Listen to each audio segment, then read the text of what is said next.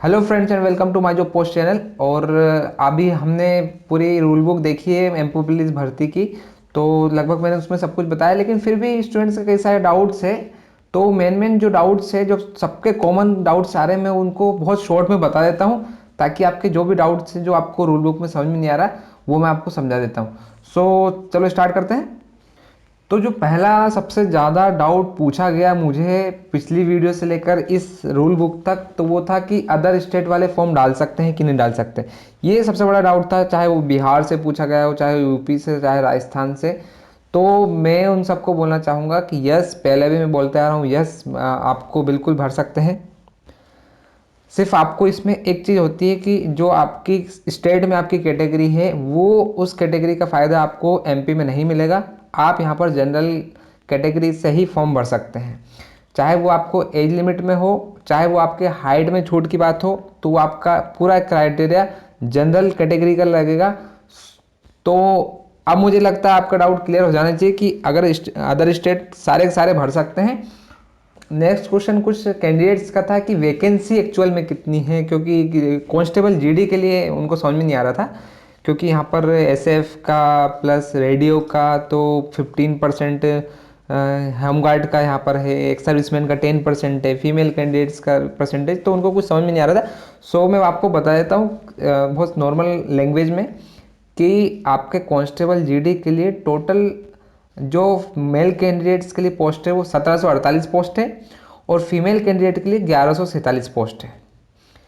ये इसके अंदर की बात है कि कैटेगरी वाइज कितनी पोस्ट है, तो उसके अंदर मैं नहीं जाता हूँ, ये मैंने रूल बुक पढ़ाते वक्त बताया है आपको। सिर्फ अगर रेडियो की बात करें तो रेडियो में आपके लिए 58 पोस्ट है टोटल, और फीमेल कैंडिडेट के लिए 45 पोस्ट है। तो ये चार टेबल देख के सबसे ज़्यादा कंफ्यूज हो रहे हैं स्टूडेंट्स। मैं आपको छोटा करके दिखा देता हूँ।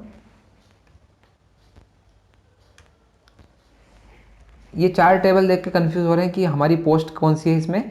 तो मैं आपको दिखा देता हूँ, ये सिर्फ रेडियो पोस्ट है, यानी कि रेडियो के लिए पोस्ट है। ये कांस्टेबल जीडी के लिए है। कांस्टेबल जीडी का पार्ट यहाँ पर क्या है, दो। तो मेन आपके पास मेन आपकी पोस्ट हो गई ये 1748 पुरुष के लिए और 1147 फीमेल के लिए। तो अपन देख लेते हैं 1748 का ब्रेकअप। 1748 में 1460 पोस्ट आपकी डीएफ में है और 288 पोस्ट आपकी एसएफ में। एमपी पुलिस में एसएफ यानी कि स्पेशल आर्म फोर्स, विशेष सशस्त्र पुलिस होता है, जो कि बटालियन में रहता है, और ये आपका जिला बल में रहता है, जो कि थाने में रहता है। इसी प्रकार से फीमेल कैंडिडेट की जो 1147 पोस्ट आप यहाँ पर देख पा रहे हैं, मैं इसको थोड़ा जूम कर देता हूँ।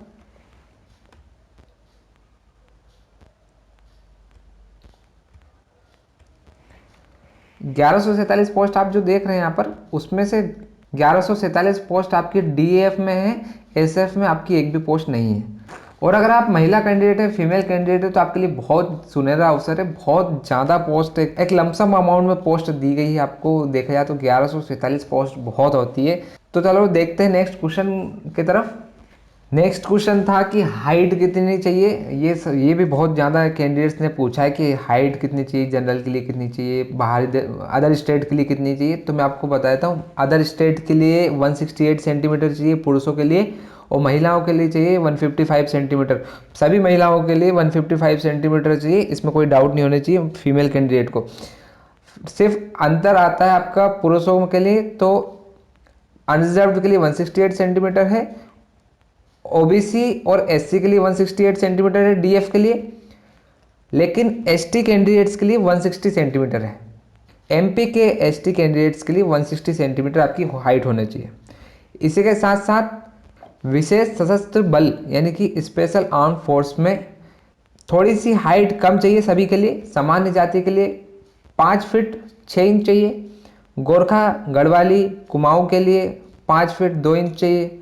मराठों और अनुसूचित जाति और अनुसूचित जनजाति के उम्मीदवारों के लिए 5 फीट 5 इंच चाहिए। जो कैंडिडेट 168 सेंटीमीटर से हाइट उनकी कम है, वो एसएफ के लिए अप्लाई कर सकते हैं। एसएफ में 5 फुट 6 इंच यानी कि 167.64 सेंटीमीटर, 5 फीट 5 इंच यानी कि 165.1 सेंटीमीटर, 5 फीट 2 इंच यानी कि 157.48 सेंटीमीटर यानी कि 157.48 सेंटीमीटर। तो ये आपकी एसएफ के लिए कुछ अलग हाइट है, तो इसको ध्यान रखें, यानी कि आपको निराश होने की आवश्यकता नहीं है। जो नेक्स्ट क्वेश्चन सबसे ज़्यादा पूछा जाता है वो है कि सर हमारा चश्मा लगा हुआ है तो क्या हमें लेंगे या नहीं लेंगे, हम मेडिकल से बाहर तो नहीं हो जाएंगे। तो मैं आपको बता दूं, तो आंखों की जो दृष्टि तीव्रता होनी चाहिए वो आपकी 6/9 होनी चाहिए एक आंख से, और दूसरी आंख से आपकी होनी चाहिए 6/12 कम से कम होनी चाहिए। तो मतलब एक तरह से देखें तो 6/12 अगर आपका विज़न है तो आप उसमें आप परमिट हो सकते हैं, यानी कि आपको पास किया जा सकता है। और चश्मा एक कोई पैमाना नहीं है, चश्मा तो कम पावर में भी लग जाता है, तो आपको टेंशन की आवश्यकता नहीं है। लेकिन आपका विजन जो है 6/6 से 6/12 के बीच में होना चाहिए। कलर ब्राइटनेस नहीं होना चाहिए, यानी कि आपके रंग भेद करने की क्षमता होनी चाहिए कि अगर ये लाल है तो ये हरा पहचानने में आपको आना चाहिए। इस कमी को आप नज़रअंदाज नहीं कर सकते। इन सबको बताने के लिए हमने एक वीडियो बनाया है, तो उस जिसमें मेडिकल के सारे क्या क्या चेक करते हैं वो अब मैं हम बताया, तो मैं आपको डिस्क्रिप्शन में और थंबनेल में आपको प्रोवाइड कर दूंगा उसकी लिंक, तो आप उसको जाके देख सकते हैं और भी डाउट क्लियर करने के लिए। जो नेक्स्ट क्वेश्चन पूछा गया स्टूडेंट्स के द्वारा वो ये है कि क्या सर चालक की इस बार भर्ती नहीं आएगी क्या, या फिर जो गार्डनर होता है, माली होता है, उनकी भर्ती नहीं आ रही क्या। तो मैं आपको बता दूं इस बार भर्ती नहीं आई है चालक की, तो हो सकता है बाद में आए, लेकिन अभी फ़िलहाल रेडियो और कांस्टेबल की ही भर्ती आई है जो मैंने अभी आपको बताई। इसके बाद एक क्वेश्चन पूछा जा रहा था कि सर ये 2 प्रश्न पत्र और 1 प्रश्न पत्र का मतलब क्या है। तो मैं आपको बता देता हूँ कि 2 प्रश्न पत्र उन लोगों के लिए होगा जो रेडियो की पोस्ट के लिए अप्लाई करेंगे, और 1 प्रश्न पत्र उन लोगों के लिए होगा जो सिर्फ कांस्टेबल जीडी के लिए अप्लाई करेंगे। जो लोग रेडियो के लिए अप्लाई करने वाले हैं उनके लिए दोनों पेपर, उनके लिए पहला पेपर तो कॉमन होगा, लेकिन जो सेकंड पेपर होगा उसमें टेक्निकल पूछा जाएगा उनके सब्जेक्ट के हिसाब से, इसलिए 2 पेपर रखे गए हैं। जो कांस्टेबल जीडी के लिए कर रहे हैं उनको कोई टेंशन लेने की आवश्यकता नहीं है, उनके लिए सिर्फ 1 पेपर होगा जो कॉमन होता है। इसी के साथ एक और क्वेश्चन था कि अगर मैं रेडियो के लिए एलिजिबल हूँ तो क्या मैं कांस्टेबल जीडी के लिए भी एलिजिबल हूँ, तो क्या मैं दोनों भर सकता हूँ। तो इसके लिए जवाब है नहीं, आप किसी एक पोस्ट को भर सकते हैं, किसी एक पोस्ट के लिए अप्लाई कर सकते हैं, या तो आप रेडियो कांस्टेबल के लिए कर सकते हैं या फिर आप कांस्टेबल जीडी के लिए कर सकते हैं।